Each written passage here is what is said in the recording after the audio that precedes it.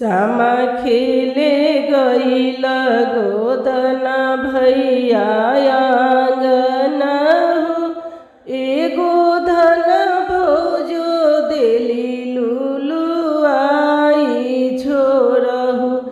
ननद आंगन चेतहु घरवा आपन चेतहु घरवा आपन। सामा खेले गईल गोधना भैया आंगना हे। एगो धन भोजो देली लुलु आई छोड़हु। ननद आंगन चेतहु घरवा आपन चेतहु घरवा आपन हो। कैसे में छोड़ी भौजी आंगन है। भौजी जबले कमैया बाप के राज तबले सामा खेलब हो। भौजी छूटी जई है माई बाप की राज छोड़ब। तोहर आंगन चेतब घरवा आपन चेतब घरवा आपन। कैसे में छोड़ी भौजी आंगन है। भौजी जबले कमैया बाप की राज तबले सामा खेलब हो।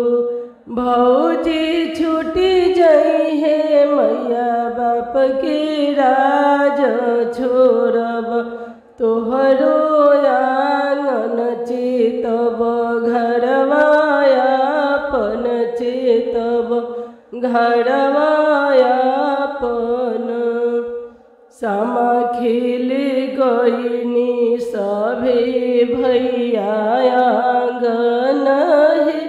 ए सभे भौजी देली लुलु आई छोड़हु।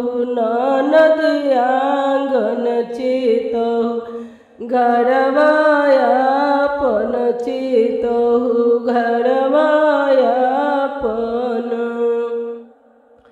सामा खेले गईल कवने भैया आंगन है।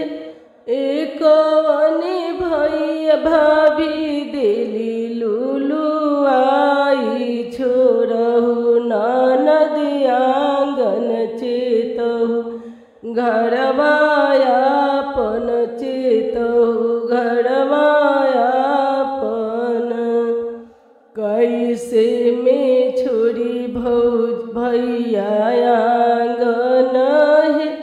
भैया छूटी जाई है मैया बाप के राज छोड़ब।